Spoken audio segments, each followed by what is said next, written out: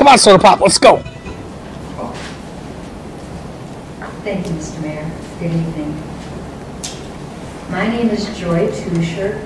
On St. Patrick's Day, I attended the Bob Seger concert, which was my first opportunity to experience the Denny Sanford Premier Center.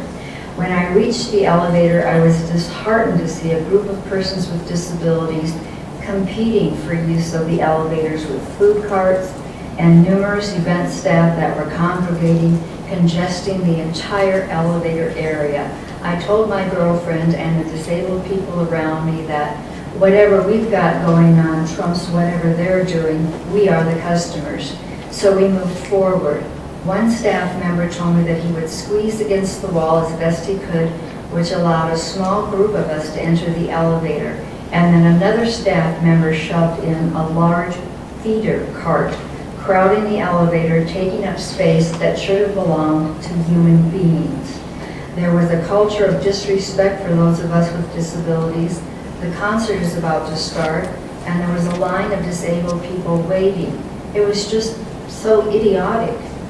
What I have since learned is that in your years of studying the design for this facility, you went through the mental process of purposely choosing not to build a specific freight elevator.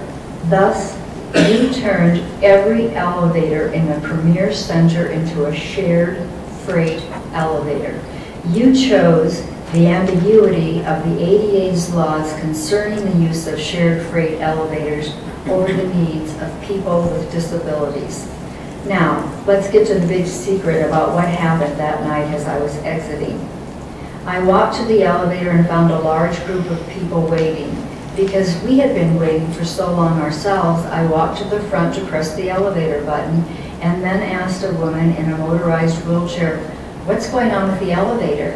She replied, "I don't know, but I have been sitting here for so long that I'm calling the Premier Center, but I can't get through." And no staff anywhere, just an ever-growing crowd of people pressing us forward. With nowhere to go, a group of us who were ambulatory headed down the emergency stairwell. When I reached the bottom and found the staff person, I asked, "What's going on with the elevator?" He told me, "Oh, stuck." And I said, "Well, when were you planning on telling the people who are sitting and standing and they're waiting for it?" He replied, "They'll probably send someone." And I said, "No, you be that someone." He shrugged his shoulders and walked away. The next day I made calls to Ovation's food service manager, Chad Stoner, and to Bill Murray, the operations manager of the Premier Center. 2 days later, I received a call back from Chad in which he informed me that staff had been very well trained on who gets to go first on the elevator. I replied, "Well, obviously, you're not done training," and he agreed. He promised to follow up with me and never called back, nor did he return any of my calls. Later that same day, I received a call from General Manager Terry Torkelson, who thanked me for giving him the perspective of somebody on a different level of the building waiting for an elevator that wasn't coming. Before calling me, he reviewed security tape and discovered a designated staff person assigned to the elevator went for help and never came back. Over 10 people were stuck in that elevator for some 20 minutes. I don't know exactly how Mr. Torkelson has managed to placate these people. What we are paying them in recompense, or are they planning their own formal complaint? And where is the Americans with Disabilities Policies and Procedures Manual that the Premier Center's website's ADA page touts as being available upon request? I have asked for it several times. The last time I was told, "It's here somewhere, we just don't know where, but when we find it, we'll sure send it out to you." I have been waiting for the appearance of this manual since March 20th. If it existed, I would have it by now.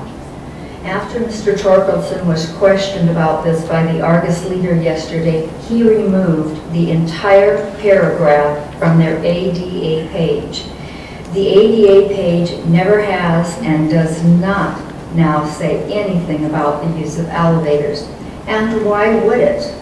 How are you going to explain on your ADA page that every disabled person who needs to use the elevator is considered shared freight, and in an emergency, you may be left behind?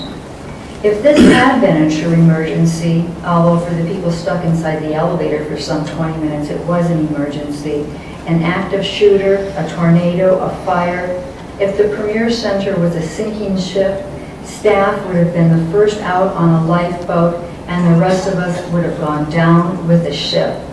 Now I know that you all value me as cargo when it comes to paratransit, but I will not be considered freight in a multi-million-dollar event center that I supported with my vote and my tax dollars. When I reached out to Sioux Falls Human Relations Commission to offer a complaint, Carol Berry told me I would have to call the South Dakota Division of Human Rights. When I did, Director Marsh informed me that they were unable to accept my complaint and I would have to file my grievance with the Department of Justice's Civil Rights Division, which I have done. Regardless of the actions of the Department of Justice, the fact that I am able to stand here tonight and expose your lack of consideration for the needs of those with disabilities empowers me.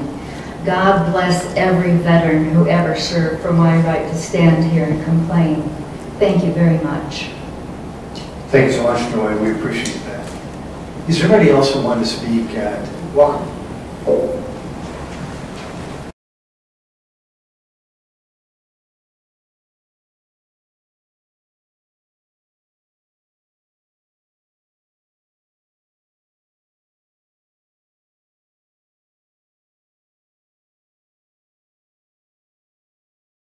Come on, Soda Pop, let's go.